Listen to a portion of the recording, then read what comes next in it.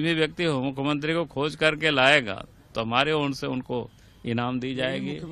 इनाम हमने कहा है अभी 11,000। कोई मुख्यमंत्री भाई, अब मुख्यमंत्री छुप के जा रहा है, छुप के भाग रहा है, छुपे फिर रहा है, ये तो आश्चर्य है। माननीय मुख्यमंत्री झारखंड की जनता के दिलों में हैं और उन्होंने ईडी ने जो समय सीमा तय की है उस समय सीमा में उन्होंने कहा है कि हम उस समय सीमा में ईडी के सभी सवालों का जवाब देंगे। तो समय आने दीजिए, सारा वो उपस्थित होंगे, जवाब देंगे।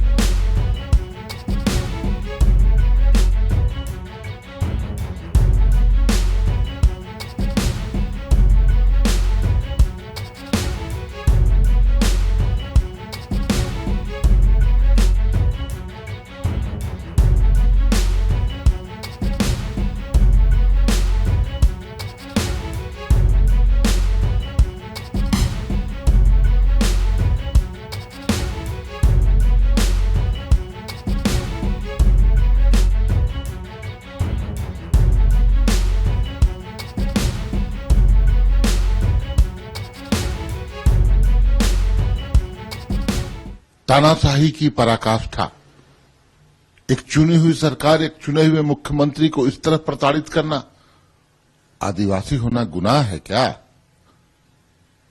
आप देखें, शनिवार को ईडी ने सम्मन किया था। शनिवार बंद रहता है, रविवार बंद रहता है। सोमवार को मुख्यमंत्री महोदय ने संदेश भिजवाया कि मैं 31 तारीख को अवेलेबल हूं, आप आ जाएं, पूछताछ करें। खुद ईडी ने डेडलाइन दिया था 31 तारीख तक का, तब 29 तारीख को यह कार्रवाई क्यों? ये समझ से परे। आखिर इतनी बेचैनी क्यों हो गई? वो एक मुख्यमंत्री हैं, लोकप्रिय मुख्यमंत्री हैं, कोई भगोड़ा नहीं, कोई तड़ीपार नहीं।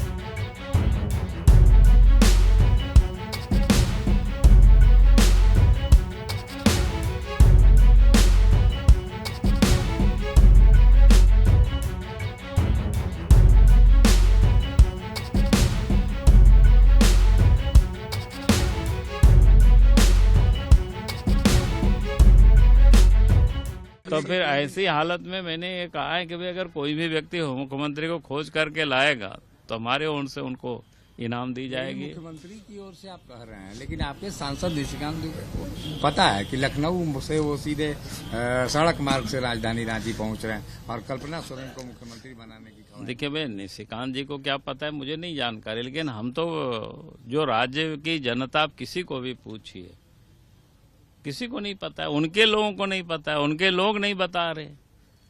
हम तो वो तो अनुमान लगाए होंगे, हम तो मानेंगे ना, डीजी पुलिस बताएगा उसको मानेंगे। तो सर इनाम कितने का होगा आपके तरफ? इनाम हमने कहा है अभी 11,000।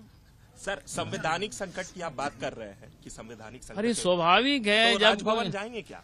जब कोई अब जाना होगा तो हम देखेंगे कि जब कोई मुख्यमंत्री का आता पता नहीं है तो संकट तो है नहीं कि भाई नहीं है। कहीं भी कोई अगर मुख्यमंत्री जाते हैं या तो छुट्टी लेकर के कहीं हॉलीडे मनाने जाते हैं, कुछ दिन पहले गया भी था बाहर, तो सबको पता रहता है कि हम मालदीव गए हुए हैं या घूमने गए हुए हैं। व्यक्तिगत कामों से भी जाता है, लेकिन छुप के थोड़े जाएगा कोई मुख्यमंत्री भाई। अब मुख्यमंत्री छुप के जा रहा है, छुप के भाग रहा है, छुपे फिर रहा है, ये तो आश्चर्य है।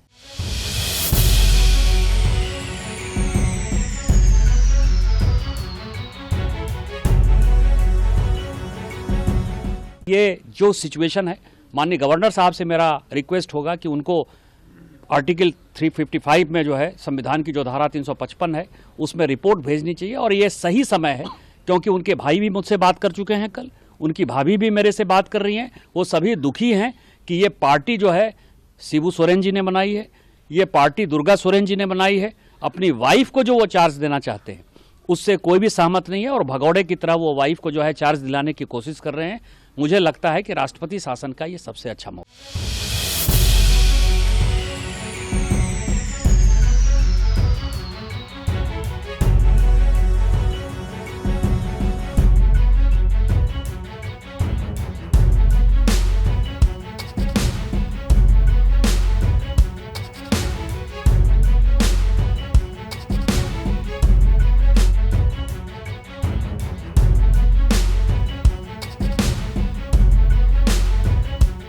मैंने लोकपाल में कंप्लेन किया था और सीबीआई ने उसकी प्रिलिमिनरी इंक्वायरी की और आपको आश्चर्य होगा कि 82 संपत्ति ऐसी है जो शिबू सोरेन जी की है, उनकी पत्नी की है, हेमंत सोरेन जी की है, उनकी पत्नी की है, उनके परिवार के लोगों की है, उनके बेटी के है, उनके दामाद के हैं, जो न इनकम टैक्स में उन्होंने शो किया है, न सभी लोग चुनाव लड़ते हैं। चुनाव हलफनामे में जब हम चुनाव लड़ने जाते हैं तो हमारा क्या बैंक अकाउंट है, हमारी क्या संपत्ति है, हमारे बच्चों की क्या संपत्ति है, वो सब देनी पड़ती है। 82 ऐसी संपत्ति है जो कि उन्होंने डिक्लेयर नहीं की है।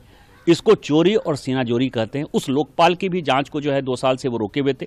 दिल्ली हाईकोर्ट का फैसला आया है 22 तारीख को, आपको ध्यान हो, और उसने ये कहा है कि आप लोकपाल में जाइए, जांच का सामना कीजिए। 15 फरवरी को लोकपाल ने इनको अंतिम मौका दिया है और वो केस जिस दिन खुल गया, मैं आपको ये कह सकता हूं कि 2024 में यदि एक केस खुल गया तो सोरेन परिवार में कोई ऐसा आदमी, केवल दुर्गा सोरेन जी के बच्चे और शायद हेमंत जी के बच्चे या बसंत जी या उनकी वाइफ होंगे, यही सब ऐसे लोग होंगे जो चुनाव लड़ने के काबिल होंगे।